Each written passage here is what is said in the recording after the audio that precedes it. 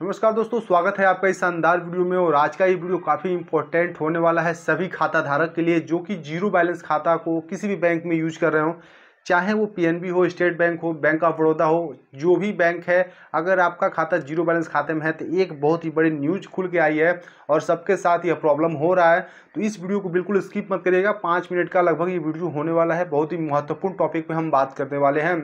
तो अगर ये वीडियो आपको थोड़ा सा भी अच्छा लगे तो लाइक करिएगा, और अगर हमारे चैनल पर नए हैं तो प्लीज़ चैनल को सब्सक्राइब करके बेल आइकन को जरूर दबाइएगा। तो चलिए दोस्तों, ज़्यादा समय वेस्ट न करते हुए आज के वीडियो शुरू करते हैं। तो आरबीआई की तरफ से एक लगभग जनवरी 2025 में ही एक नया अपडेट लॉन्च किया गया है, जिसमें क्या है, उसमें कहा गया है कि भाई जीरो बैलेंस खाता अब होने वाला है बंद। क्या पूरी की पूरी प्लानिंग है, क्या क्या कौन कौन से खाता बंद होंगे, कौन कौन से डॉर्मेंट होंगे, कौन कौन से ब्लॉक होंगे, इस बारे में इस वीडियो में आपको हम बताने वाले हैं। अभी पीछे फिलहाल छिपकली गई है, उसको आप इग्नोर करिएगा, कंटेंट पे ध्यान दीजिए, ठीक है। क्योंकि थोड़ा सा लोकल का है ना, तो उसमें थोड़ा सा छिपकली वगैरह आती रहती है, तो उसको आप लोग इग्नोर करिएगा।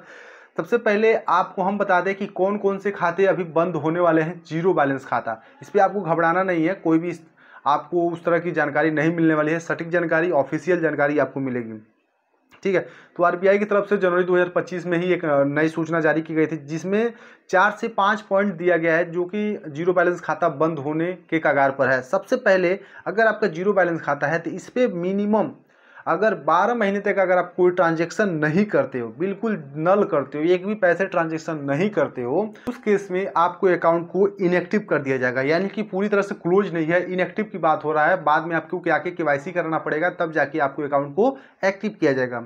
और दूसरी जो महत्वपूर्ण एक तरह से सूचना है कि अगर आपका 2 साल तक कोई ट्रांजैक्शन नहीं होता है, 2 साल तक अगर आपके जीरो बैलेंस खाते से कोई ट्रांजैक्शन नहीं होता है, तो आपके अकाउंट को डोरमेंट माना जाएगा। यानी कि एक तरह से देखिए 80% आपके खाते को हटा दिया जाएगा, लगभग इस तरह का इसमें सूचना दिया गया है। और अगर आपके खाते को लंबे समय तक जीरो बैलेंस पर रहा है, यानी कि आपके खाते में कोई मिनिमम नहीं रखा गया है बैलेंस, ये लंबे समय तक, कम से कम ट्रांजैक्शन तो करना ही है, लेकिन अगर लंबे समय तक आपके खाते में जीरो बैलेंस है, यानी कुछ ना कुछ अमाउंट अगर नहीं रखे हैं, तो उस केस में आपके अकाउंट को पूरी तरह से रद्द कर दिया जाएगा, बंद कर दिया जाएगा। वो दोबारा अकाउंट आपका चालू नहीं होगा।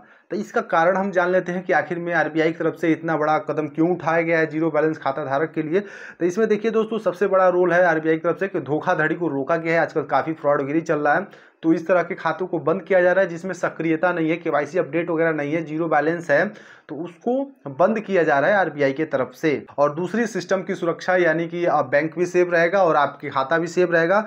तो इस तरह दोस्तों आप आसानी से अपने खाता को अगर एक्टिव रहेगा तो आप यूज कर पाओगे। तरह तरह के आपको फ्रॉडगिरी से आपको बचने का आपको उसमें ऑप्शन मिल जाएगा। अब इसमें एक और अपडेट आ गया, ग्राहकों की सलाह। इसमें किस तरह की सलाह दी जा रही है आरबीआई की तरफ से कि उसमें साफ साफ कह दिया कि समय समय पर ट्रांजैक्शन करते रहें। कम से कम महीने में अगर आपका कोई इनएक्टिव खाता है, ज़्यादा आप लेन देन नहीं करते हैं, तो उस खाते से मिनिमम आप महीने में 2 से 3 ट्रांजैक्शन कर दीजिए, जिससे आपका डिटेल एक्टिवेट रहे, आपका केवाईसी कंप्लीट रहे। सारा चीज़ वहाँ से आपका एक ट्रांजैक्शन पे निर्भर करता है। आपके अकाउंट को एक्टिवेट करने में महीने में कम से कम 1 से 2 ट्रांजैक्शन अनिवार्य है। अगर नहीं करेंगे तो फिर अकाउंट पे आपका प्रभाव पड़ सकता है। और अपने केवाईसी को अपडेट रखें। केवाईसी का मतलब आधार पैन अगर आप करेक्शन करवा रहे हैं तो सेम टू सेम आप अपने ब्रांच से, जिस भी ब्रांच में आपका खाता है, वहाँ पे जाकर के सेम टू सेम केवाईसी को अपडेट करा लें, ठीक है। और खाते को नल बिल्कुल ना रखें, यानी जीरो बिल्कुल ना रखें। सबसे बड़ी एक सवाल है कि क्या जीरो बैलेंस खाता पूरी तरह से बंद हो जाएगा।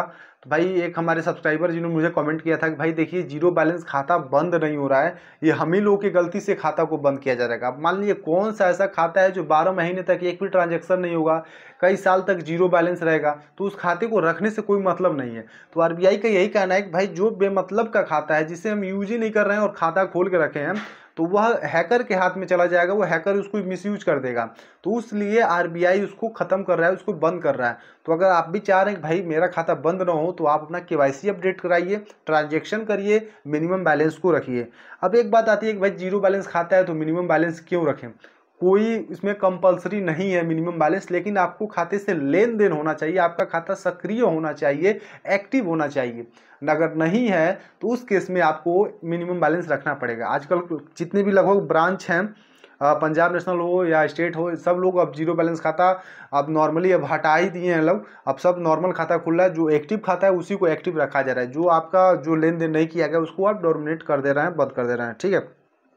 तो इस तरह दोस्तों करके आप आसानी से अपने खाते को सक्रिय रख सकते हो, एक्टिव रख सकते हो। अगर ये गलती करोगे तो आपका भी जीरो बैलेंस खाता हट सकता है। सो दोस्तों आज के वीडियो में ये टॉपिक, यही कॉन्सेप्ट क्लियर करने वाला था। अगर ये वीडियो थोड़ा सा भी आपको अच्छा लगा हो तो लाइक करिएगा, और अगर हमारे चैनल पर नया है तो प्लीज़ चैनल को सब्सक्राइब करके बेल आइकन को जरूर दबाइएगा।